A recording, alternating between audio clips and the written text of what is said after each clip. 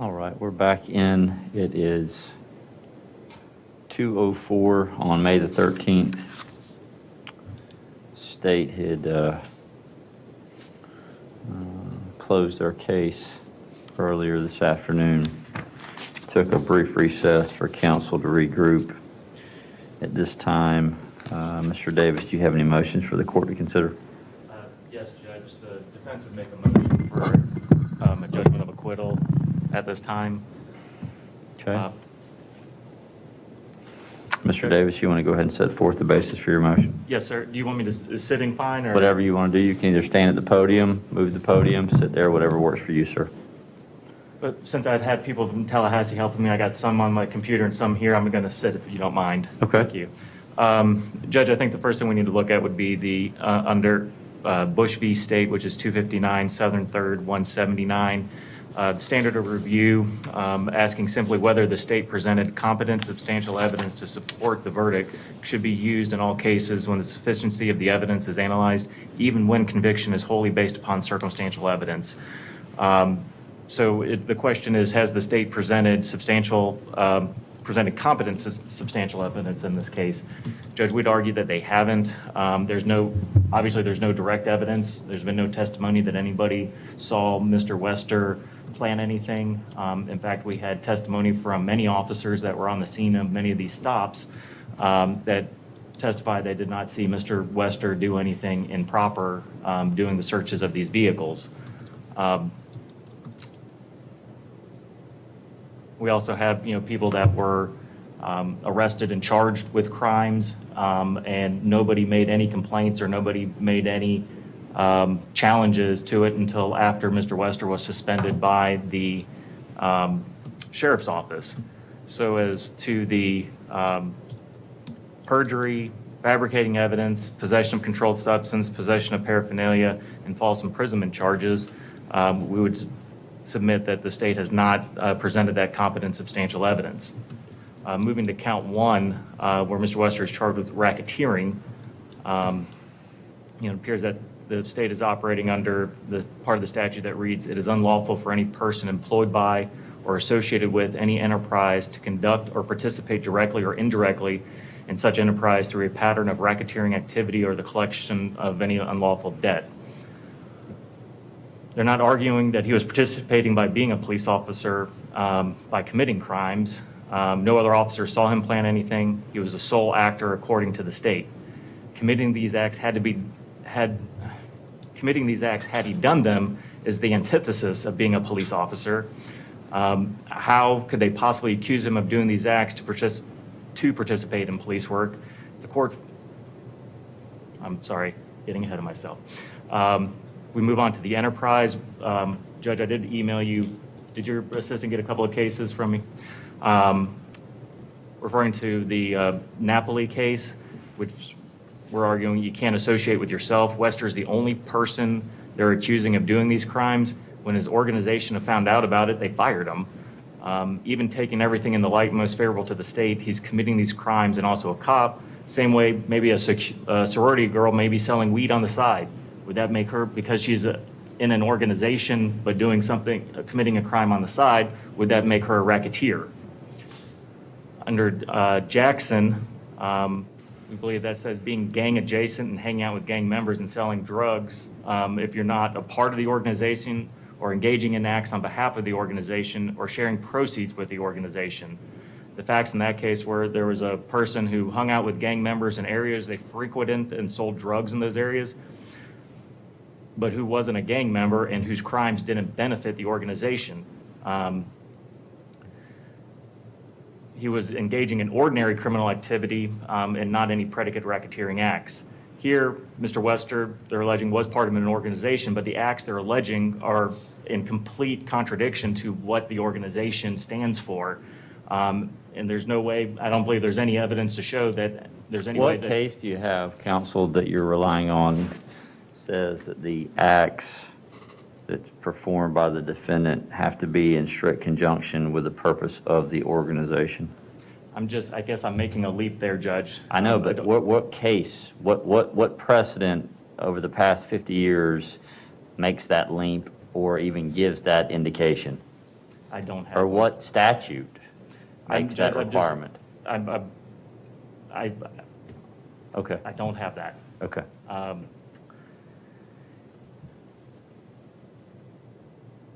I mean, it's an interesting argument. I guess what statutorily or case law-wise adds that specific requirement? That's what I'm concerned with. Judge, I guess I'm looking at, when you think of the Florida racketeering statutes. All right, I'm pulling it. Okay. And when you're looking at the statute, I think the one interpretation could be that, you're looking at a corrupt organization where you have a corrupt person who is adding to the corruption of the organization. What statute are you referring to? I'm looking at 895.02 and 895.03. Specifically tell me what statute I need to be looking at to start going through this analysis.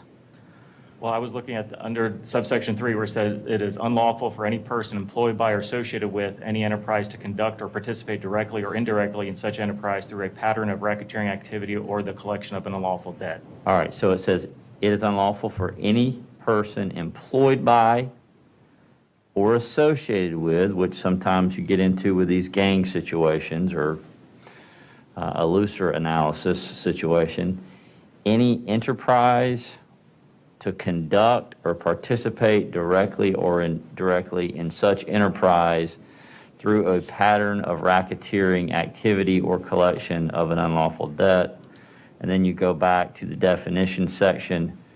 It defines enterprise as follows. Enterprise means any individual, sole proprietorship, partnership, corporation, business trust, union chartered under the laws of the state or other legal entity, or any unchartered union, association, or group of individuals associated, in fact, although not a legal entity, and it includes illicit as well as licit enterprises and governmental as well as other entities. A criminal gang, as defined in section 874.03, constitute an enterprise.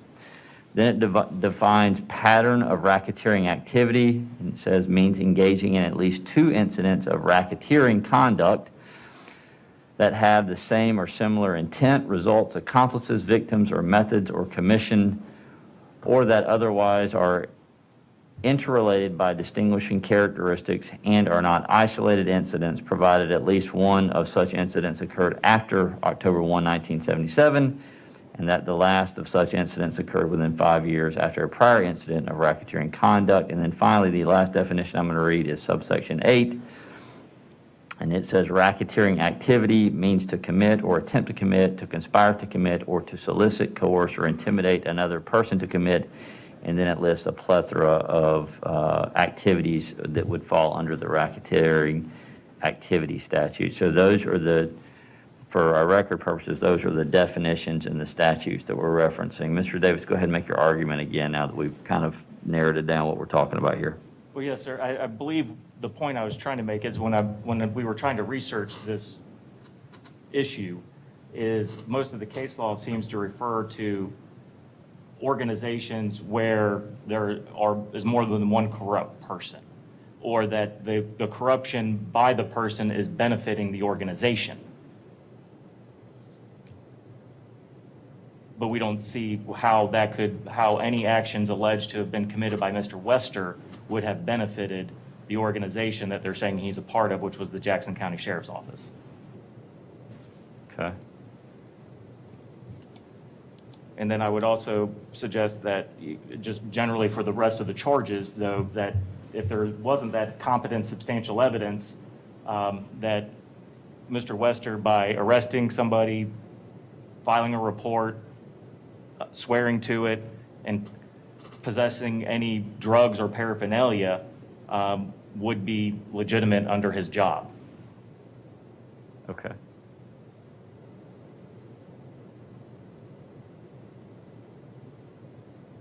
And that would be my argument, Your Honor. All right. Anything else, Mr. Davis, you want to say before I turn it over to the state? No, sir. Mr. Williams, your response, and let's kind of deal with the racketeering count separate than the others, because it seems that Mr. Davis has done that in his general argument. So would you prefer to deal with racketeering first or the other counts as cited by Mr. Davis? I'm fine with racketeering first. Let's start with racketeering and walk me through the state's analysis. I will concede Mr. Davis's point that the vast majority of the cases under either the federal RICO statute or the Florida statute that was enacted subsequent to the federal RICO statute are a little bit different. The majority of them are different in nature than what we're talking about here.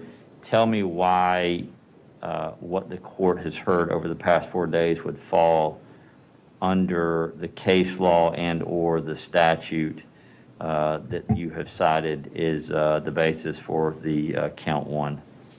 Judge, may I approach? Yes, sir. I've provided Mr. Davis a copy of this previously. I have on the top is a 2-page memorandum in bullet point form citing cases, and attached behind it are those cases. Per the court's instruction, I tried to anticipate the issues that may come up. I believe the racketeering enterprise portion that we're going to start on is actually on page 2 under a header which reads Racketeering Enterprise. Mm-hmm. I believe that the Jackson case, which we've cited, State v. Jackson, 677 Southern 2nd 938, Florida 2nd DCA case from 1996, holds that an enterprise must be beyond the defendant's behavior by themselves, but that one person can commit an enterprise alone if they are using that enterprise as a conduit to commit those crimes. What is the enterprise here? The Jackson County Sheriff's Office. That's how I've charged it in the information. So, applying the facts of this case. What case, do you have any case law, either Florida or federal? Obviously, if there's not a Florida case law, I know that several cases that I've looked at from the state of Florida, when there was an issue that was a novice issue under Florida law, they've relied on the federal,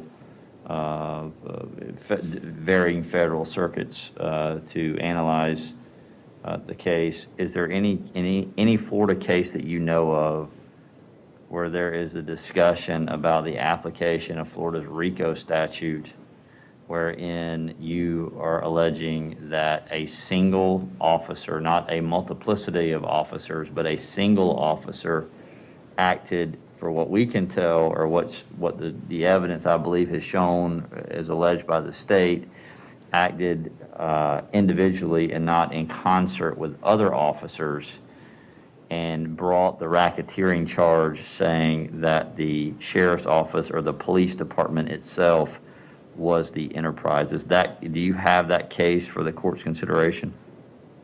One moment, Judge. Again, the key distinction is, it's not a distinction, a single officer is charged where the sheriff's office or the police department was considered the enterprise.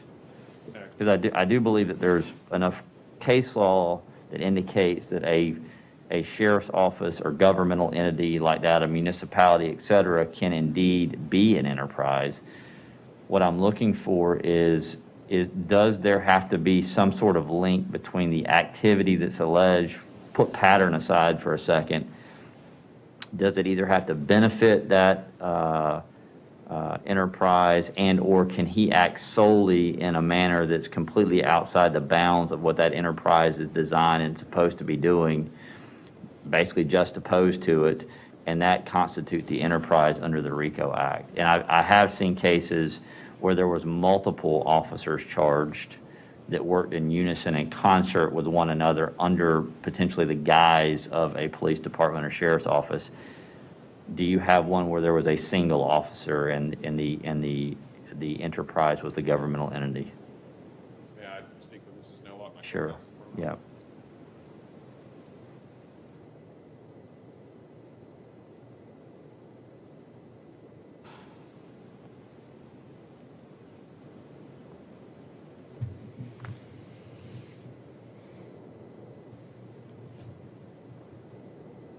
Okay, Judge, I do not know is the answer to your question. I don't have a case where it's a single actor with a law enforcement entity. The only one that comes to mind I did not include in that packet because it's simply a PCA and it's not a written opinion on. Do you have a cite for that case? So I'll point it for me. That was a case out of the First Circuit. It was State of Florida versus Joseph E. Floyd. And the first DCA case number was 1D, as in District 13-4938. What circuit did that come out of? That came out of the First Circuit. Would you like the lower tribunal number as well? Yes. 2012-CF is in Circuit Felony -456. What was allegedly PCA'd in that case?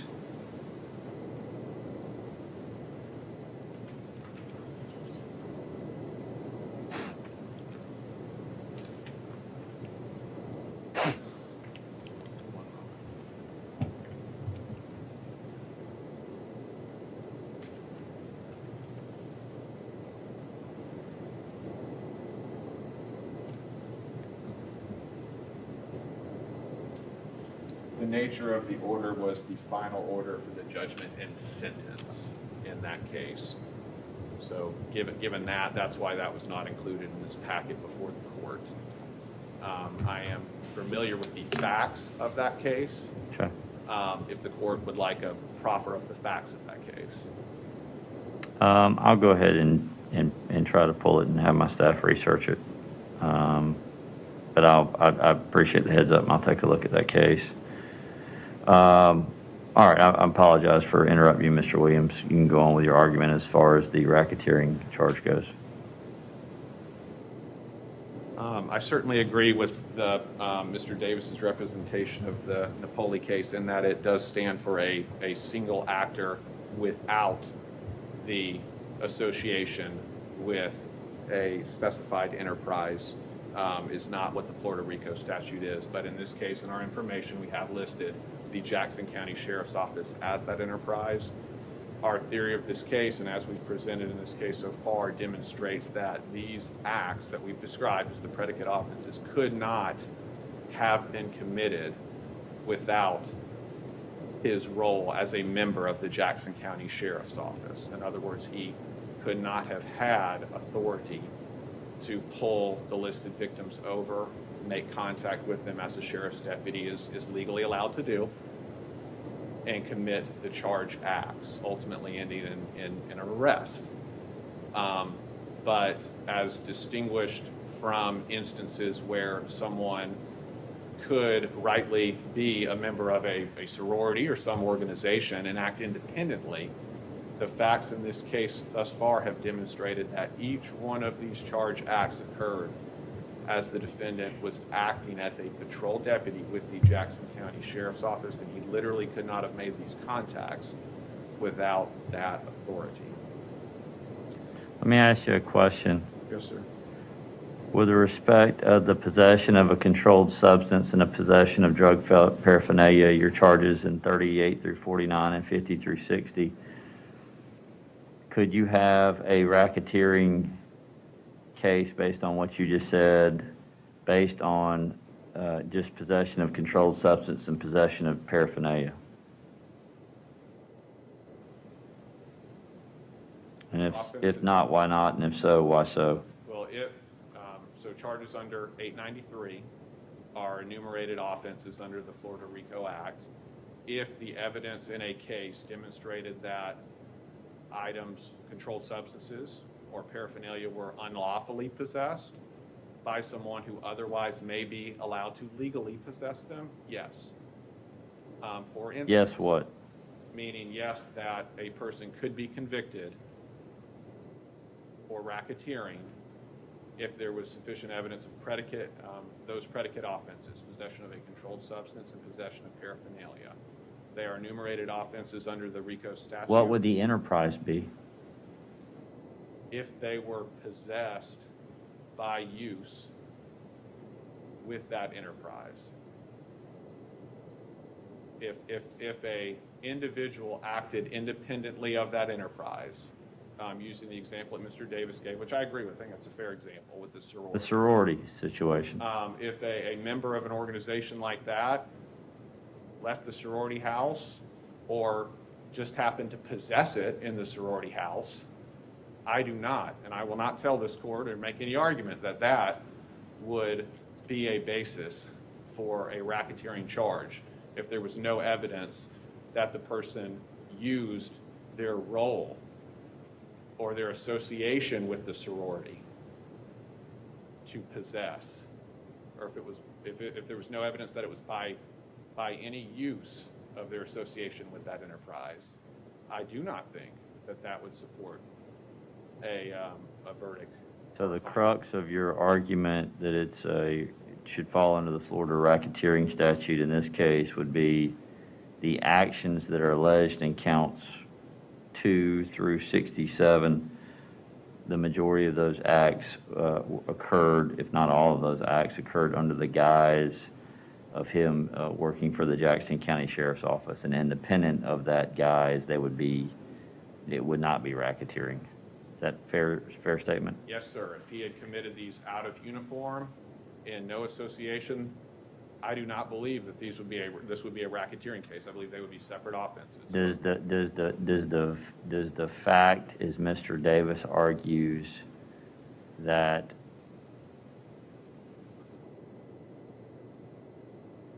the allegations made by the state against Mr. Wester are just opposed to the purpose by which the Jackson County Sheriff's Office exists, does that have any implications on the racketeering charge under Florida law? Does that make sense? I believe so. That literally what he is doing is the antithesis of what he's not supposed to be doing for the sheriff's office. That's I guess the basis of the assertion by Mr. Davis. I believe I understand. The case I have on that, I don't believe applies to what you've asked, because you've asked about Florida law. What case are you citing? I do have United States versus Welch, which appears to be a federal case out of the 5th Circuit. It is 656, Federal 2nd, 1039. And in that instance, that did involve a sheriff's office specifically listed as an enterprise, and it involved allegations that deputies were providing security for an illegal gambling ring. So an otherwise lawful entity was charged as an enterprise because part of their acts that were charged in that case involved what really would be the antithesis of law enforcement, but rather providing security for illegal acts that were predicate offenses under the Florida RICO Act. I would also cite United States versus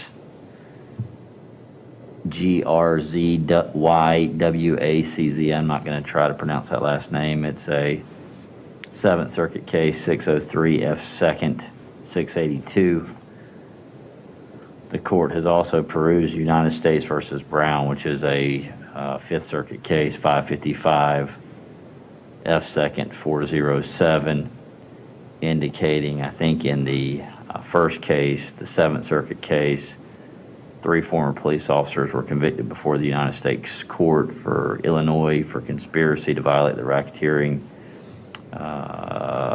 and they talked about whether the police department or the individual officers could be qualified as enterprises through the Federal RICO Act. And then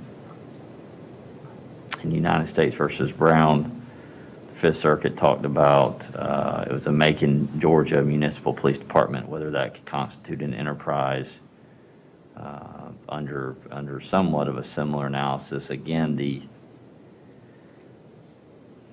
I think the unique nature of this case versus those cases, or in both of those cases, if my recollection serving me right, there were multiple police officers and they were acting in concert with one another under the guise of the police department. In this case, we've got one officer acting allegedly completely rogue alone.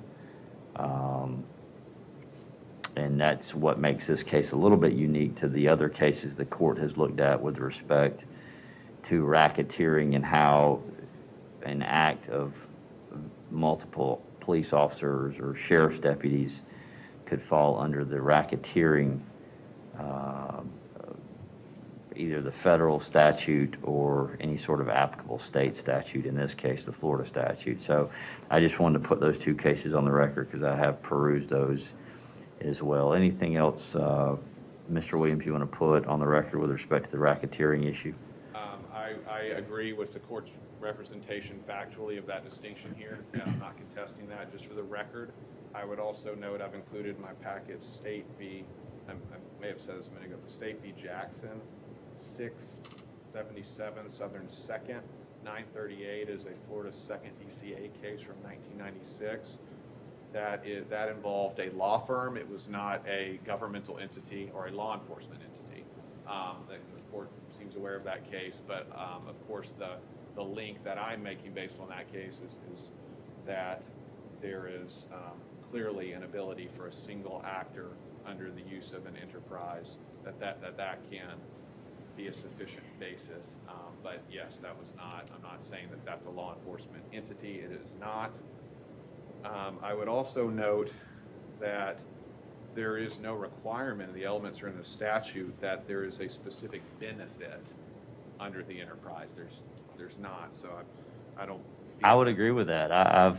That's why I pressed Mr. Davis on that issue. I've read that statute 895.03 on multiple occasions, and I've read 895.02 on multiple occasions, the definitions section, and I can't find any statutory language that would indicate that there has to be some sort of direct or indirect benefit to the enterprise itself to fall under the RICO statute. That's why I somewhat pressed on that issue, because for the majority of the cases this court's familiar with that it's handled, typically there is some sort of benefit one way or the other to the enterprise or the associated group of individuals who are acting as an enterprise, and I don't know that that is a requirement that I can find in case law or statute itself. Judge, in light of that, the only other thing that I would like to note, just for record purposes, and I know the court and Mr. Davis are aware of this, but at this point, facts are to be construed in the light most favorable to the state. So I say that in regards to Mr. Davis's argument about competent substantial evidence. I do believe that there is competent substantial evidence and that it should be viewed in the light most favorable to the state, demonstrating evidence of each of these predicate acts. All right, Mr. Williams, anything else you want to add? May I have a moment to speak with my co-counsel? Sure.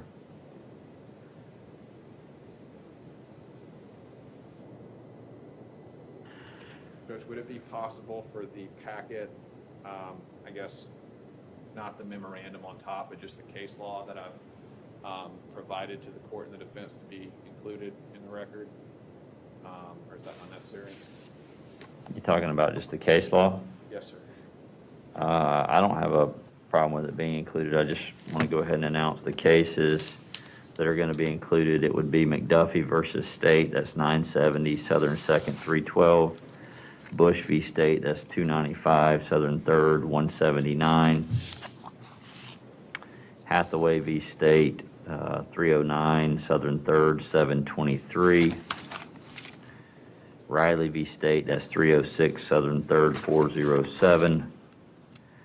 State v. Burroughs, that's 940, Southern 2nd, 1259. State versus Johnson, 209, Southern 3rd, 23. McGo versus State, that is 293, Southern 2nd, 147. Magoo versus State, 302, Southern 2nd, 751. United States versus Welch, that's 656, Federal 2nd, 1039. And State versus Warren, State of Florida versus Jackson, that's 677 Southern 2nd, 938. Doorball versus State, which is 983 Southern 2nd, 464. In State versus Allen, that is 335 Southern 2nd, 823. The defense has also provided some case law I'll announce on the record. That's Gross versus State. That's 765 Southern 2nd, 39. That's a Supreme Court case from back in 2000. Napoli versus State, which is a First District Court case. It's 596 Southern 2nd, 782. And then finally, they provided Jackson versus State, which is 858 Southern 2nd, 1211. I will ask, and I'll just go ahead and include all of these into the record so that there's an appropriate record of what was provided. I would add State, if you don't mind going ahead and giving the clerk a record without tabs on it. That would just take the tabs off. That way there's no tabs, and I'll make sure that the clerk has a copy of the defendant's case law as well from Mr. Davis. Mr. Davis, since this is your motion, is there anything else you want to add? Nothing further, Your Honor. All right, it is 2:35. The court will be in recess at 3 o'clock, and it will announce its ruling on the motion at 3 o'clock today. Thank you.